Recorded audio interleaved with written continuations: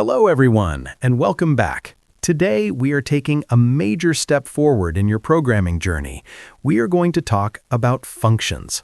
Up until now, we have been writing simple scripts that run from top to bottom, but as your programs grow larger, you can't just write one long list of instructions.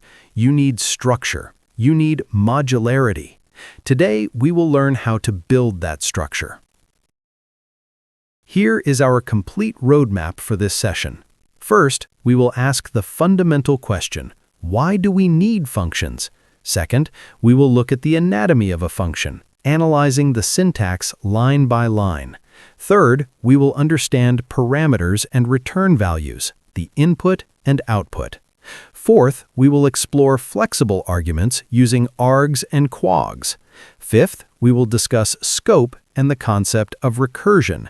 And finally, we will explore Python's built-in functions, the tools that come pre-packaged with the language.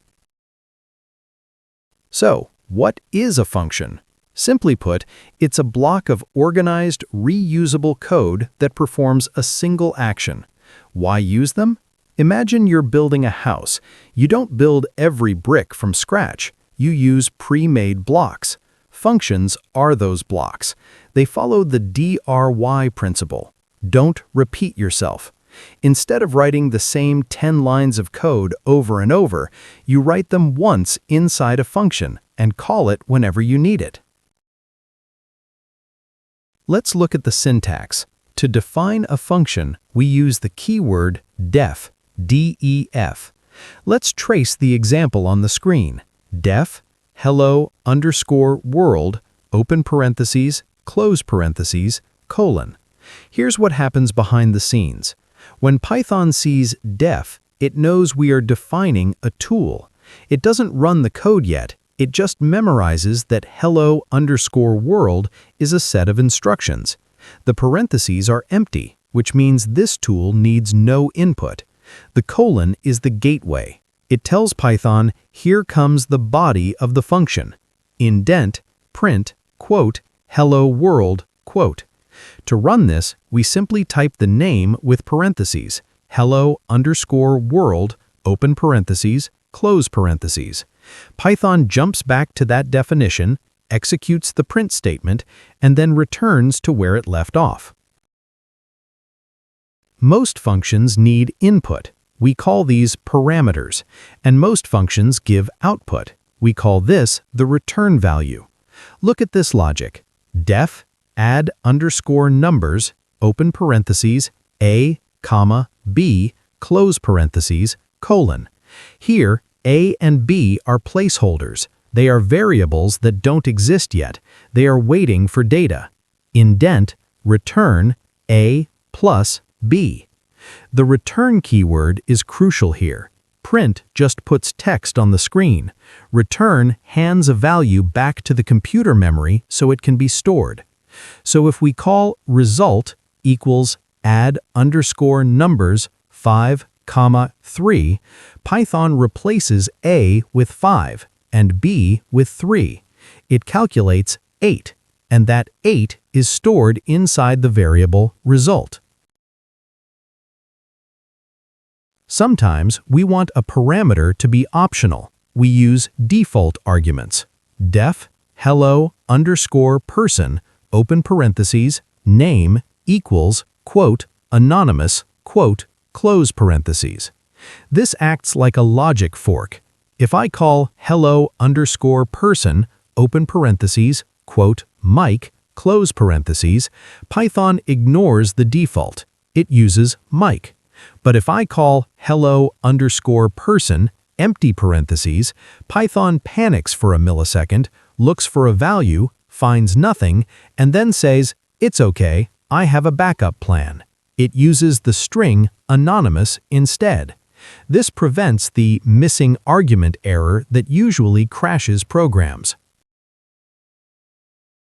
But what if you don't know how many arguments you'll get?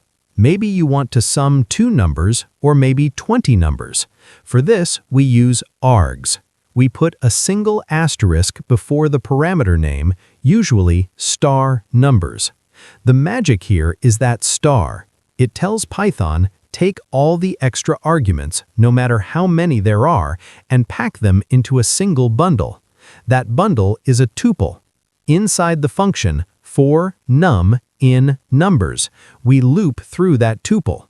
If we pass 3 numbers, the loop runs 3 times. We add them to the total and return the final sum. We also have quogs. This stands for keyword arguments. We use double asterisks, ** quogs. Python treats this as a dictionary. It captures key value pairs. In the example, we passed name equals Mike and city equals Melbourne. Inside the function, quogs becomes a dictionary looking like this: curly bracket, name, Mike, comma, city, Melbourne, close curly bracket. The loop then uses .items to unpack these pairs and print them out. This is incredibly useful for configuration settings where order doesn't matter. Now, a critical concept: scope.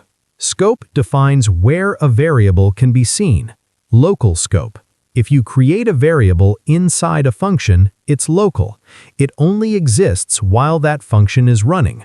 Once the function finishes, the variable is destroyed. Global scope. If you create a variable outside any function, it's global. Everyone can access it.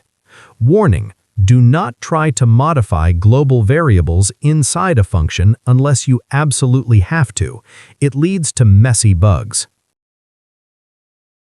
Next, recursion. This simply means a function that calls itself. Let's trace the factorial example to understand how it works. Def factorial n. First, we check the base case. If n double equals 0 or n double equals 1, return 1. This is the emergency brake. Without this, the loop runs forever and crashes. Then, the recursive step. Else, return n times factorial, open parentheses, n minus 1, close parentheses. Imagine we call factorial 5. Python tries to calculate 5 times factorial 4, but it doesn't know what factorial 4 is, so it pauses and calls the function again for 4. It keeps stacking these calls, 5, 4, 3, 2, until it hits 1. The base case returns 1. Then the chain collapses backwards, multiplying all the numbers on the way up, resulting in 120. Finally, remember that you don't always need to write your own functions. Python follows a batteries-included philosophy. We have mathematical tools like abs for absolute value or max to find the largest number. We have type converters like int, float, and list. And we have input-output tools like print and input. Always check the standard library before building something from scratch.